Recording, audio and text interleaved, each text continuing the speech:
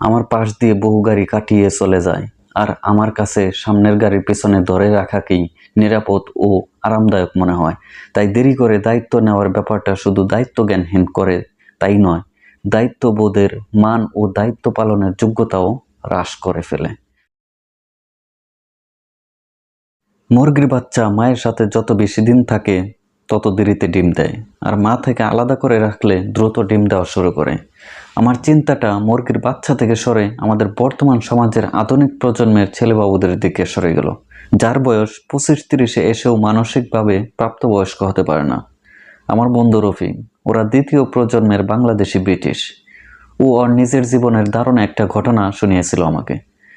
ওর বয়স যেদিন 16 বছর পূর্ণ হয়ে 17-তে পড়ল, সেদিন ওর বাবা ওকে ডেকে বললেন, এখন থেকে তুমি ব্রিটিশ আইন অনুযায়ী প্রাপ্তবয়স্ক, স্বাধীন ও স্বনির্ভর পুরুষ।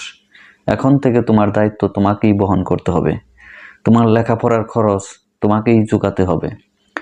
আর আমার বাসায় থাকতে হলে বাসা ভাড়া আর খেতে হলে খাবার খরচ দিতে হবে। যেই কথা সেই কাজ, কোনো ছাড় নেই। বাধ্য হয়ে একটা শপে পার্ট টাইম কাজ জোগাড় করলো। স্কুল শেষে সেখানে কাজ করত। সেই টাকা দিয়ে বাসা ভাড়া আর খাবার বিল দিত।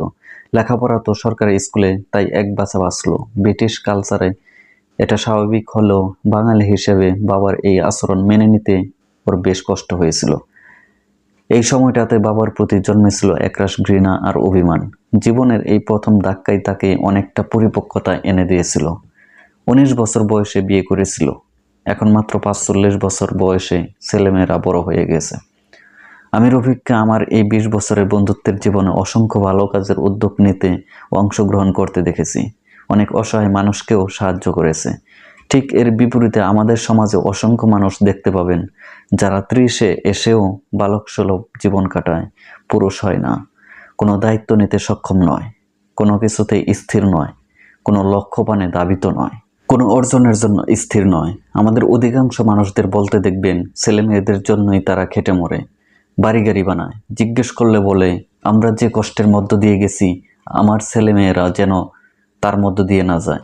অধিকাংশ ক্ষেত্রেই দেখা যায় এ ধরনের চিন্তার বাবা মায়ের সন্তানরা খুবই অযোগ্য ও দায়িত্বজ্ঞানহীন হয়। যে বাবা মা তাদের জন্য খেটে মরেছে তাদের জন্য কিছু করা তো দূরের কথা, তারা নিজের দায়িত্বই নিতে সক্ষম হয় না। বাবা মায়ের রেখে যাওয়া সম্পদের উপর নির্ভরশীল হয়, সেটা ফুরিয়ে গেলে চরম মানবেতর জীবনযাপন করে।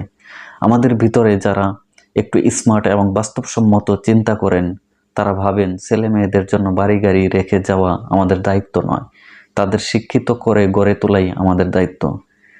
তারা দেখা যায় উন্নত লেখাপড়ার জন্য ছেলে মেয়ের পিছনে অঢেল টাকা পয়সা ব্যয় করেন। দুনিয়ার সকল জোর ঝামেলা ও বাস্তবতা থেকে এমনভাবে দূরে রাখেন, ফলে তারা হয় শিক্ষিত বলদ। সত্যিকারভাবে ছেলেদেরকে পুরুষ হিসেবে গড়ে তোলার জন্য প্রয়োজনীয় পদক্ষেপ খুব কম মানুষই গ্রহণ করতে পারেন।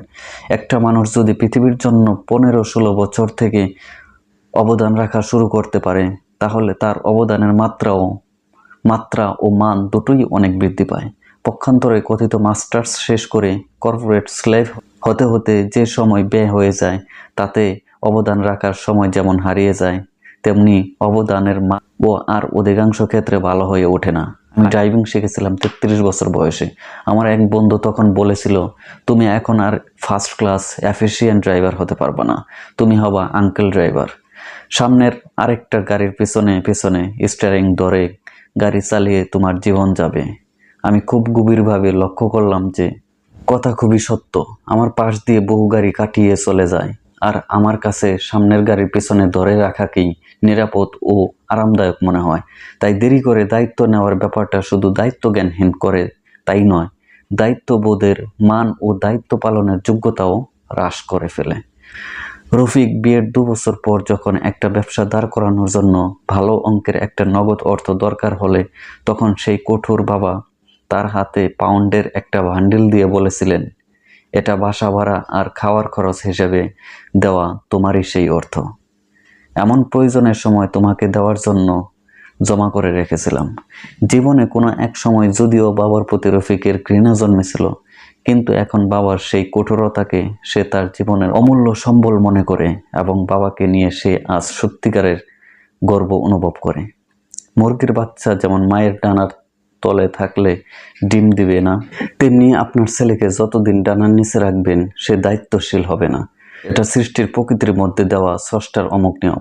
আমাদের উচিত ছিল আমাদের সন্তানদেরকে এই বয়সে উপনীত হওয়ার আগেই তাদের দায়িত্ব সম্পর্কে সচেতন ও যোগ্য করে গড়ে তোলা, কিন্তু সেটা না করে একটা দীর্ঘ সময় তাদেরকে স্পুন ফিডিং করে আমরা একটি অকর্মণ্য ও অযোগ্য প্রজন্ম গড়ে তুলছি।